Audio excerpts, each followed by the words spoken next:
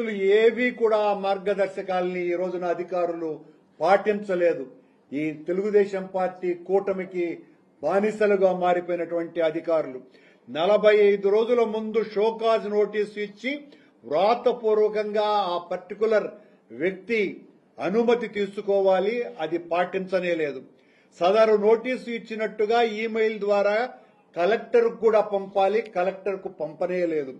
సదరు నోటీసులో అనుమతి లేని కట్టడం వివరాలు పొందుపరచాలి, సంబంధిత పత్రాలు కూడా జతపరచాలి, అది జరగలేదు.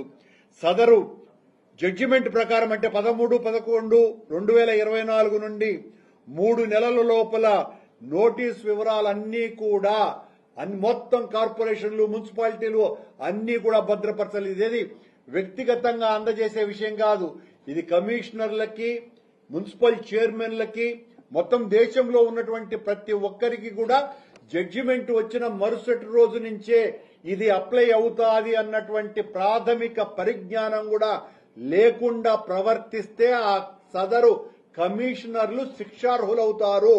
ఇవి పాటించకపోతే సదరు వ్యక్తి బదులు చెప్పుకుని, అంటే సదరు వ్యక్తి అంటే ఆ బాధితుడో లేకపోతే అనుమతి లేకుండా ఆ కట్టడాన్ని కట్టినటువంటి వ్యక్తి బదులు చెప్పుకునే అవకాశం తారీఖులతో సహా చెప్పాలి.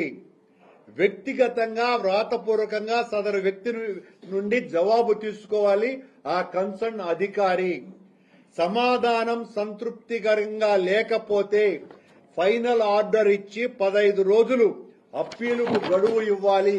ఇవన్నీ నేను చెప్తున్నటువంటి మాటలు కాదు, సాక్షాత్తు భారతదేశ అత్యున్నత న్యాయస్థానం ఇచ్చినటువంటి జడ్జిమెంట్ ఇది. సదరు గడువు ముగిసిన తర్వాతనే చట్ట ప్రకారం చర్యలు తీసుకోవాలి. సదరు డిమాలిషన్ కార్యక్రమాన్ని వీడియో తీయాలి. ఏది ఆయన సమాధానం చెప్పకపోతే మీరు కూల్చేటువంటి ఆ కట్టడాన్ని ఈ అధికారులంతా కూడా వీడియో తీయాలి. డిజిటల్ ఫోటో ద్వారా కమిషనర్ కు వెంటనే పంపాలి. ఇవేవి జరగల.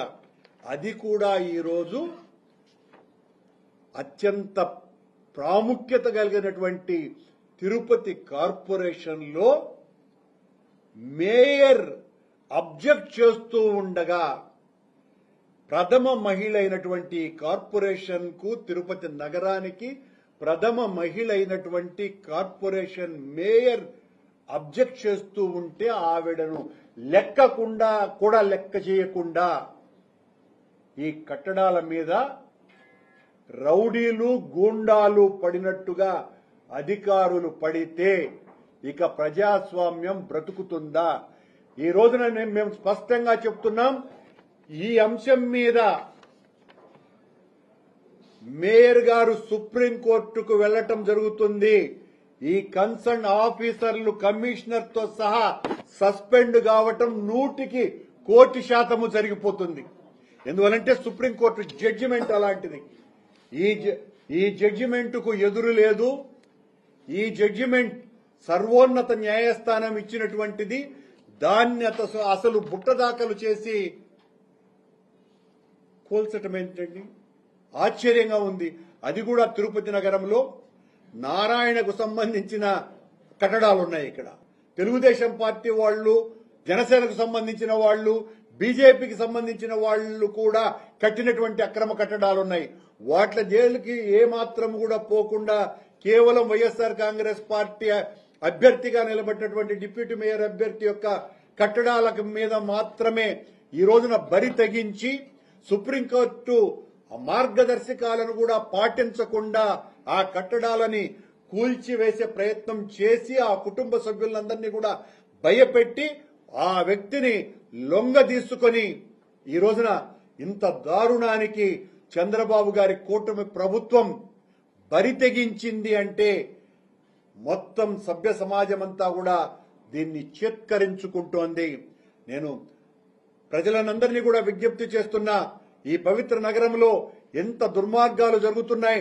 సాక్షాత్తు సుప్రీంకోర్టు యొక్క జడ్జిమెంట్ నే పాటించినటువంటి స్థితిలో అధికారులు ఉన్నారు అంటే, సాక్షాత్తు ప్రథమ మహిళ అయినటువంటి మేయర్ కమిషనర్ కంటే కూడా ఉన్నత స్థానంలో ఉంటుంది కార్పొరేషన్ కి సంబంధించిన వరకు పవర్స్ రీత్యా చూసినా కూడా. కానీ ఆ మేయర్ సమక్షంలోనే ఈ రకమైనటువంటి దారుణాలకు ఒడిగట్టి మా అభ్యర్థిని చిదిమేసినారు, అణిచేసినారు, భయపెట్టినారు, లొంగ తీసుకున్నారు. నువ్వు అభ్యర్థిగా ఉండటానికే లేదునని ప్రకటించేటట్టు చేస్తున్నారు.